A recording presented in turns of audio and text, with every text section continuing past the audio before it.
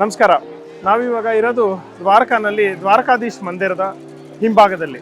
ನಾವೇನು ಹಿಂದೆ ನೋಡ್ತಾ ಇದ್ದೀವಿ, ದ್ವಾರಕಾಧೀಶದ ಗೋಪುರ ಹಾಗೂ ಧ್ವಜ ನಿಮಗೆ ಕಾಣ್ತಾ ಇರ್ಬೋದು.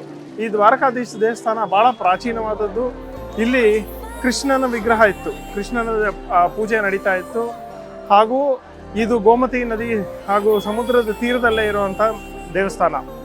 ಇದು 1473ನೇ ಇಸ್ವಿನಲ್ಲಿ ಮೊಹಮ್ಮದ್ ಬೆಗ್ದಾದ ಅಂತ ಒಬ್ಬ ಮುಸಲ್ಮಾನ ರಾಜ ಇದನ್ನು ಸಂಪೂರ್ಣವಾಗಿ ನಿರ್ನಾಮ ಮಾಡ್ತಾನೆ. ದೇವಸ್ಥಾನವನ್ನು ಹಾಗೂ ಮೂಲ ವಿಗ್ರಹವನ್ನು ತೆಗೆದುಹಾಕ್ತಾನೆ.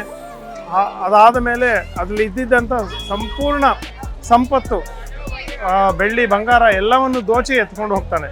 ಅದಾದ ಮೇಲೆ ಸುಮಾರು 100-200 ವರ್ಷ ಆದಮೇಲೆ ರಾಜರು ಮತ್ತೆ ಬಂದು ಇವಾಗಿರೋವಂಥ ನಾವೇನು ದೇವಸ್ಥಾನ ನೋಡ್ತಾ ಇದ್ದೀವಿ, ಇದನ್ನು ಪುನರ್ನಿರ್ಮಾಣ ಆಗಿರೋವಂಥ ದೇವಸ್ಥಾನ.